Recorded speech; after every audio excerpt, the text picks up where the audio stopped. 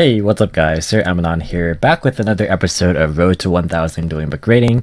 Sorry for the big delay in videos. Been busy with some real life stuff lately, but we're back here. So today I'm playing the Dark Lunalight build once again, and I actually have changed the format a little bit as far as the visuals are concerned, just going along with some of you guys' suggestions. So once again, feedback is always appreciated as always, so if there is anything that you would like to see changed or improved upon, feel free to let me know. But without further ado, let's go ahead and hop right into this match. One thing that I am going to try and do is make the episodes a little bit shorter. I realize you guys appreciate my commentary, but the videos kind of do tend to drag on for quite some time, and I don't want them to be longer than like 20 minutes or so. So I'm going to try and keep them a bit concise, while still delivering you guys the entertaining as well as informative content that you guys have all come to know and love. So without further ado, let's just go ahead and get right into it. So we get Sky Striker today, and he actually wins a die roll and goes first. Now you'll see his opening hand's quite good, whereas ours doesn't really have any interaction. We don't blind hand traps or anything in this build. It's the same build as last episode, so feel free to look back in that video if you want to see the list. I'll probably put up a screenshot at the end as well here. But we don't really have anything to respond to, so we're just going to let him resolve his area 0 here. He targets a Widow Anchor and he picks up another Widow Anchor, so that just puts the spell engraved for him for free. Which is actually quite nice for him because now he can MST zone 0, so he can go ahead and get Ray out from deck. So with Ray, he's basically just going to set up for an engage with Shizuku on the end phase, and he has 2 Disruptors and Call by the Grave and Widow Anchor. Pretty good stuff for him. It means I have to actually play through some meaningful hate. This build spell is actually kind of interesting. It's not really commonplace in a lot of the meta builds, but it is a way to cycle Kagari. That's basically the gist of it. I think in most cases Hercules base is plenty enough, but it is definitely a viable option if you are looking for more ways to recycle it. I know people were experimenting with like Magnet Reverse and stuff too, like when Kagari initially went to 1. But yeah, he's just going to go ahead and grab his engage. So we are going to try and play basically through what we know is Widow Anchor and whatever other back row is there, which is unknown to us, and then try and secure the OTK because we have a very strong hand. We are able to actually play through the Widow Anchor now that we picked up this Rhoda, because previously our only really good normal summon was Armageddon Knight, since we want to use a tanky for Tiger in most cases, because you could just Widow our normal summon and our turn would basically end since we didn't really have an extender. But with this Rhoda, it actually fetches us Dark Grepher, which is super nice for us because Orcust Nightmare happens to be a card that we can pitch to just freely special summon the Grepher out. So it is a way for us to either force the Widow Anchor, or if he doesn't end up using it, then we can just gain more value on it. So he's fine with it on summon because he could just choose to take it if he wanted to, but he decides to actually just let it go. So I actually opt to dump the Yellow Martin to try and go for a search, but that gets hit with Call by the Grave. It's not ideal for us, but it's not the end of the world because now I know that for a fact he has a Widow Anchor. So my line of play is I'm thinking he's probably going to negate the Armageddon Knight, and then we can basically just pop off. However, he actually lets it resolve, so I just go ahead and dump the Zephyrs right away since that eliminates a line of play that we'd have to do. Normally we search for Force Strix, or search with Force Strix, so we can pitch the Zephyrus later, but because now that card, the Force Strix, is prone to the Widow Anchor, I don't want to lose to that card, so might as well just get the extra value of having Zephyrus. It is kind of diminished as far as Bouncing Tiger is concerned because we only have one Lunalight name and it's not Kaleido Chick, but we can actually just manipulate our resources in such a way that we can still get good use out of the Tiger. So we're going to go ahead and consolidate our 2 monsters into a Tornado Dragon. And this might seem like a bit of a weird play, but I just don't want any plays to be hindered at all. So we are just going to go ahead and right now force out that Widow Anchor, because I know obviously you can chain it, but just getting it out of the way allows us to basically roam free with whatever, since we do have an Orcust play to us with the Orcust Nightmare in the graveyard.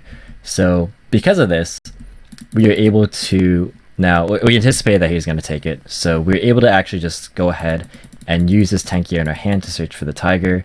So it might not seem like we have a lot here, but we have one revive for the Emerald Bird. We have a Zephyros to bounce it back, another revive if we can get the Emerald Bird back in grave, and we have an Orcust play on top of all of that. So we're actually sitting in a very nice spot here. So we're going to do just that. We're going to go ahead and bring back the Emerald Bird and then bounce the Tiger with Zephyros. And we're going to overlay the two monsters here for a Nyarla. And this is super good for us because I know the card in his hand is engaged, so he doesn't have any more ways to stop what we're doing here. So which allows us to utilize Emerald Bird when detached for Nyarla's effect to bring back the Yellow Marten, which gives us another extender on our board, as well as going to Azathoth to stop this Ray from floating in the battle phase. So we get like a lot of value here with this play. So there are some builds that I'm like testing with right now that aren't running the Nyarla, and like there are pros and cons to like running this package. It is a lot of extra deck investment, but if you are able to secure a play, especially going second, like in this case, you are just able to kind of play sort of like for max value and not have to like run through too many disruptions if you can pull it off. So even against a deck like Sky Striker, like the deck's very good at Lunalights are very good at forcing through a lot of disruptions, even if they are back rows. So like if you're against a deck that has a combination of like monster disruptions as well as back row, you are able to like disrupt them, or like rather just play through all of it pretty well if you're given good enough setups. So and part of the reason why we're allowed to basically play so freely is because of the Orcust engine here, which is why it is very potent even when going second, because as you're about to see here, we're going to basically just go ahead, resolve the full Orcust combo, even just going as far as to have Babel here if there is a next turn, but we are able to just go for Borosword and out to carry our opponent. Symbol revives back the Galateo, we get Dingirsu, we can send the Shizuku, Ray doesn't come back as Azathoth, and we are able to just OTK from there. So that's game number one. Pretty solid stuff here. Just playing through a board of admittedly not the most amount of disruptions, but our hand also wasn't super equipped for it until we like top decked the Rhoda, but that is part of the reason why I enjoy having the Warrior package there. But as far as side patterns are concerned for Striker, your typical cards like Pankratops, Twin Twisters, you could choose to run Kaijus as well. Lots of very good options. Our opponent has actually kind of bricked, but he has drawn a summon limit, and we are not actually going to draw an out to it. So as you'll see, we have a lot of very good strings of plays here, but as soon as we kind of run into the summon limit, we hit a brick wall and aren't able to actually advance our plays in any meaningful capacity, which I mean is kind of unfortunate for us because we do obviously board in like Twin Twister and stuff, but you know, if you don't draw those cards, then a card like this will actually just blow you out. So I normal summon the Armageddon Knight, he hits it with a Veiler, so I'm not able to really get anything going there. I was considering dropping a Zephyros just because I wasn't anticipating the summon limit, but now that I see it, I'm forced to basically just attack and pass. All these cards in my hand are pretty dead. Same with this Eradicator, can't really do anything with it. Eradicator Call Trap would have been very nice, but unfortunately was not meant to be, and he top decks the perfect card in multi-roll, which not only allows him to get started by popping this Area 0 with it, but allows him to have much more longevity in the game than I would have originally liked. So he doesn't whiff an Area 0 this time, or rather he actually like gets something that advances his play a little bit before popping it with the multi-roll. So he's just going to get the 3 spells engraved now, and this is the 4th.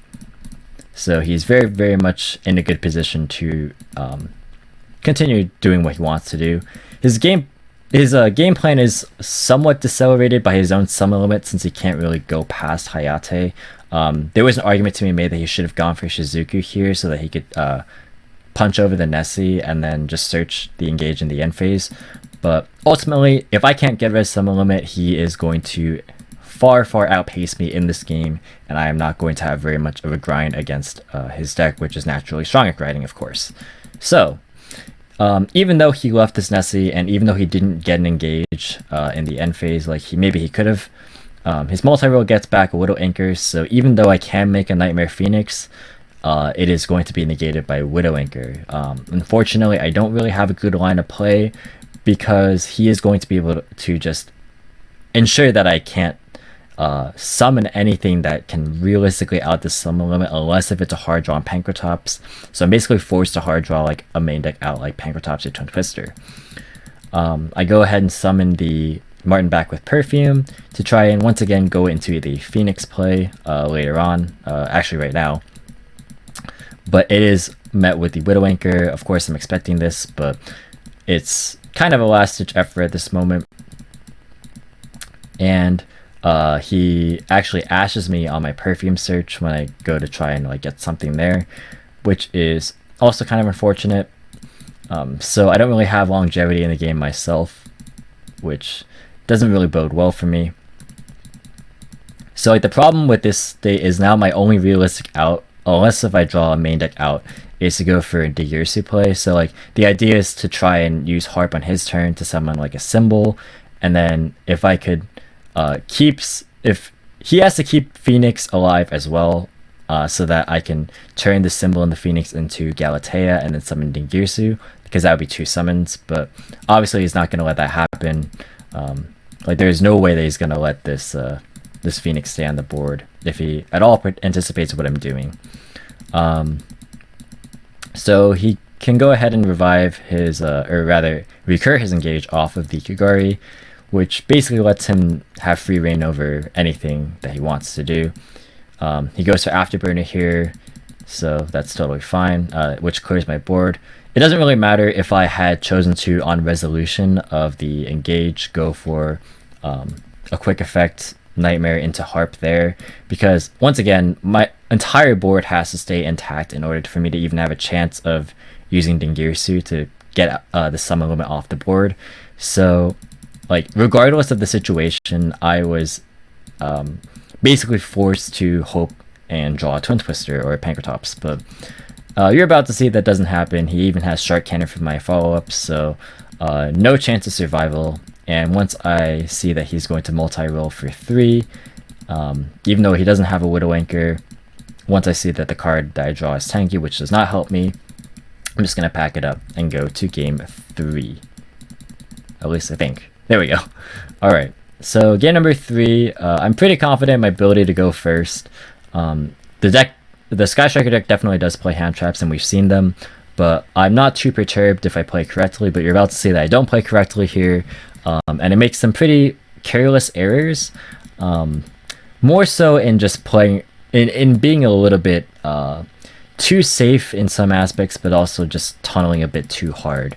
So I have Chick Perfume, which is a very strong opener, of course, and I don't even have to go for Force Strix, which is awesome. Now, I debate on going Yarla into Azathoth, but the problem is with that, at least in my mind, is because I don't have any other monsters in grave at the moment, if I make Azathoth here, I don't have, like, my Lunalight monsters will be stuck underneath the Azathoth, and if I search the Tiger with Perfume, I won't have anything to revive, since none of my cards I'm going to pitch for this Perfume are Lunalight monsters. So I have to get these engraved still somehow, and if I search now for the Tiger, I'm obviously going to lose to Ash, but if I go Nirla effect to, like, you know, discard on summon and then use its second effect to detach my materials and get a search for Serenade Dance, etc., etc., all that loses to Ghost Ogre. So regardless of the play, actually, I just either lose to Ash or I lose to Ogre, because I'm not in a secure enough position. You could argue that I could have gone for a, I could have pitched maybe Harp Horror and then go for like an Orcust play and then like clear the board for Link 2 and then do the Tiger play after that. That would have been the answer to both Ash and Ogre, but I, to be honest, was tunneling on pitching Zephyros, because that's simply too good of a line to pass up. But unfortunately, that does not work out in my favor because I do get ashed. So more of the story is TLDR, I tunnel too hard on Ghost Ogre, and I take the 50-50 thinking he has Ogre over Ash, even though the previous game he had Ash and he didn't have Ogre, so that's a misguided assumption. But mistakes were made. we learn from them and we move on from there. So we don't really have too much of a grind because we don't have Tiger at all. So we're basically trying to just fall back on an Orcust play, which is really, really weak, to be honest. And I'm just hoping that he doesn't have a way to push past the crescendo, because if he does, then I'm pretty much out of this game, which is what I think. And once again, this list isn't running long Gyusu, although I'm going for crescendo, so it's kind of not too relevant in this case, but just in case you're wondering why I'm not going for it, that is the reason there. And yeah, he draws engage for turn, so like he can already play with like his hand. It wouldn't have been the strongest play, but he had a play. But now that he has engaged, he's pretty much entitled to just do whatever he wants to do. His MST just forces my crescendo. Obviously don't want that spell engraved, but like that's a very, very small thing, especially because he has access to basically whatever he needs. Picking up a Shark Cannon is also very good because my graveyard is super, super Orcust heavy, as well as having a Martin in it. So like my entire graveyard is super susceptible, and you're seeing he plays multiple copies, so he has a lot of ways to actually deal with my current setup, which is admittedly quite minimal. So he goes for a multi-roll. That way he can multi-roll the area 0 and then go for Hayate, which puts a 4th spell engraved, so that when he gets the engage back, he'll have 3 spells engraved to get the extra draw. That's why he's doing it in this order. So yeah, he's in a prime position at this stage of the game to basically do whatever he needs to. The only real saving grace I have is if he does not somehow banish this Zephyrus, because the Zephyrus can bounce back the Tenki, and I can actually go for a Tiger at that point. So the hope is that he tunnels harder on my Orcust package with like a Shark Cannon and stuff than he does on the Zephyrus, which hopefully he just realized that didn't realize that I hadn't used it yet. That's like one of the hopes there. So he has Widow and Shark. I'm aware of both of these cards. He's going to draw another. It's a second Shark, like I said, so he's very, very much able to just deal with my entire graveyard, and you're going to see he just rips it apart. So yeah, like he gets rid of both my Orcusts, so my Orcust engine is pretty much shot. I am not really able to do anything of value. So he's going to set Call by the Grave, set Widow Anchor. I know he has Widow Anchor. And he's going to bring back the Engage and the Shark Cannon. Now, the interesting thing here is that because I know where he set the 2 cards, I know that one of the middle 2 cards has to be Widow Anchor, right? Because he searched it. And I'm aware that he... like, if I can play through a Shark Cannon and a Widow Anchor and maybe one other, like, meaningful card, then I can actually like break his board, like as weird as it sounds, because he didn't get rid of my Zephyros. Even if the Zephyros itself gets banished, I don't care about that. I care about getting this Tenki back in hand, right? So like if that actually happens, then we're in a good enough spot. And since he doesn't, you know, shotgun it on standby phase, and because I also have this Twin Twister, I'm able to just hit accordingly the cards that are like extremely important to hit. So the first thing I want to do is use Zephyrs. That is the first thing to do, because if he like shotguns Shark Cannon, or like if I Twin Twister and I hit the Shark Cannon, he like chains it in response, then I'm not able to actually have like a realistic play. Because even with this Orcust Nightmare in graveyard, I'm out of targets for it. Like I could send Harp Horror, but I don't have a second Orcust Nightmare because it's banished, and I don't play the World Wand in this build. For like to send off the Nightmare, so I don't have any targets that would actually do anything. So my Orcust engine is pretty much like over with, unless if like I can somehow resolve the Galatea, which I'm assuming at this point like probably won't happen since he's so fixated on it. But I'm more focused on getting my Lunalight plays started anyway. So he banishes the Zephyros, which I'm totally fine with again. It would have been better for me at this point if he had like actually it is better for me that he used a Shark Cannon instead of like say his Call by the Grave, because I didn't know where his Shark Cannon was. It could have been where this Engage was, since again he can just put them wherever.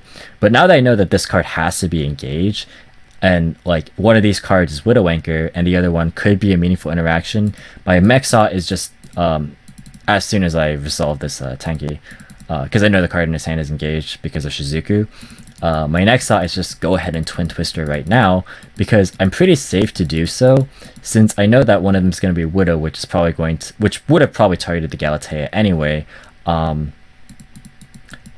and I would have I get pretty good value out of it, like, regardless. Now, you could have made the argument that I should have used Galatea effect to maybe prompt a Widow Anchor, so that I could, like, hit the multi-roll, but I mean, I'm in a pretty good spot regardless. Like, if Galatea resolves for me and I still have to deal with the Widow Anchor, then I don't get a whole lot done because he has Call by the Grave regardless. So, like, even if I recycled an Orcust monster, like, he has a Call by the Grave anyway, so, like, it all depends on timing, of course, but I don't think that, like, resolving Galatea would have done a whole lot. And if he didn't let it resolve, then sure, I got an extra card out of my Twin Twister usage, but the main important thing is that I know he doesn't have disruption, like, at all anymore, so I'm pretty much free to just do whatever I want to do.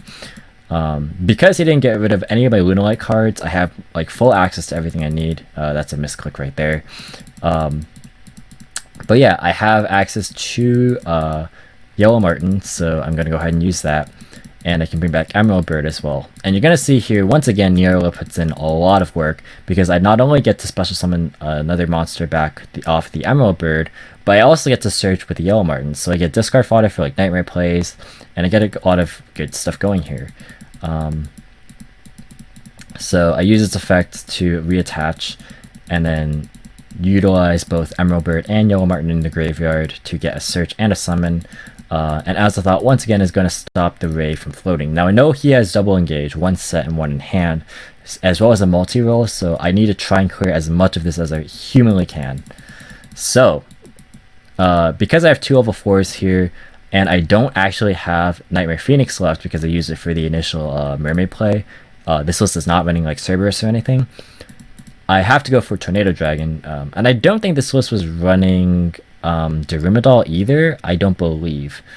But either way, I do manage to get Tornado Dragon, which actually works out better in this case, because I can deal with a multi-roll now, and then I can deal with the engage during his draw phase before he gets a chance to use it. So I actually get a lot of good value here. I can't OTK, but that's actually fine for me, because I know that I only really have to deal with 1 engage left, and because he loses his Ray, he's most likely going to have to use his engage for the Ray, which is awesome. Now, there is an argument to be made here that I could possibly set the Serenade Dance. That way I could, like, maybe bounce it off Marten if I wanted to. Like, if he, like, outs this Tiger, potentially, then I'll have, like, another fallback play. Like, that is an argument to be made here, but I don't choose to kill my Galatea because I want the body on my board, just for future turns. And like I said, in standby phase, I just go ahead and kill the engage with Tornado Dragon. So I'm thinking, alright, he has the card he just drew for turn and an engage. He engages right now. He's basically forced to grab Ray, because I know he doesn't have multi-roll as well, so he can't really grab, like, Area 0, like, with a hard draw multi-roll, or, like, grab another multi-roll or anything. And I actually get pretty lucky. He draws his 3rd Ray off of the engage, which is pretty nice. But he also drew Signet Universe, which means that he can actually recycle back his Kagari, which is pretty good for him, because now he actually has 1 more use of engage than I had initially anticipated, which kind of sucks for me, but it's not the end of the world. He does, in fact, attack me directly with Hayate. And he's going to Signet Universe for the Kagari back. And here I'm just taking the 300 extra damage that I forgot to, because that's what Signet Universe does. It gives your dudes extra attack. So yeah, he's going to bring back his engage. And he's going to use it, which at this point I was like, oh, he can actually kind of clear my board. That's a little unfortunate, because this Tiger is, like, what's definitely keeping me in the game right now. So I'm a little bummed here, but he chooses to kill Azathoth, which I'm like, okay, that's not too bad. Because he destroys my Tiger, I can actually bring back Emerald Bird, and Emerald Bird actually can use its effect to recycle or cycle through a card with the Serenade Dance. So that is actually a good reason to keep the Serenade Dance in my hand, is that I could have used this Emerald Bird effect here. So good reasons to regardless do either line of play. And he has a Veiler in hand, but I am actually in a pretty good spot here. And he actually just chooses to concede right there. So that's going to be it for this episode. I know I said I was going to keep it under 20 minutes, and it's over 20 minutes, but I did think that I was pretty concise here with my commentary. And I will throw up the screenshot and of the deck list and the match in just a bit here. Alright guys, this is going to be the deck list here, and as you can see, nothing has changed, but this list is definitely going to change once the Tim promos come out in about a week. So that's going to drastically change how I view the deck, and I might even do another discussion analysis type video on that. But this is still blind first. It still kind of just tries to set up like Curious Griffin or multiple rank 4s and OTK going second if we can. One thing I will say is that with the Tim promos, I am very much leaning towards a blind second list once again, and it will definitely incorporate the Lunalight fusions. So if you guys are, you know, a little saddened by the lack of fusions in here, as well as like Wolf and Black Sheep and all those guys, fear not, because they will probably be making an appearance in my deck lists once again very soon. But yeah, this is the list for now, and you know, I think that also the Nerola Azathoth package will become very important in the near future. But because we ourselves can actually use the Tim promos to our advantage, Nibiru as well as Dark Ruler No More, we expect very interesting and exciting things for this deck. I think that my approach to the deck will shift very dramatically because of it, and I'm kind of excited. So yeah, that's gonna be it for this episode though. I do have like one more of kind of backlogged as far as like, you know, a sort of old-ish sort of duel. You know, it's gonna be definitely prior to the you know, Tim promos coming out. So if that video will seem a bit dated, then you guys will know in advance. But yeah, that's gonna be it for this video. Thanks again guys for watching. Feel free to again leave comments, feedback, always appreciated. Very much would like to hear your thoughts. Feel free to leave a like if you enjoyed the video. It definitely helps me out and shows me that you guys are enjoying these videos. And do feel free to subscribe if you want to see more videos similar to this style of video in the future. I definitely do think this series has potential to be much better, especially as time goes on and I refine it a bit more. But until next time, that's not my outro. I'll catch you in the next video is my outro. Alright, I'll catch you guys in the next video though. See you guys.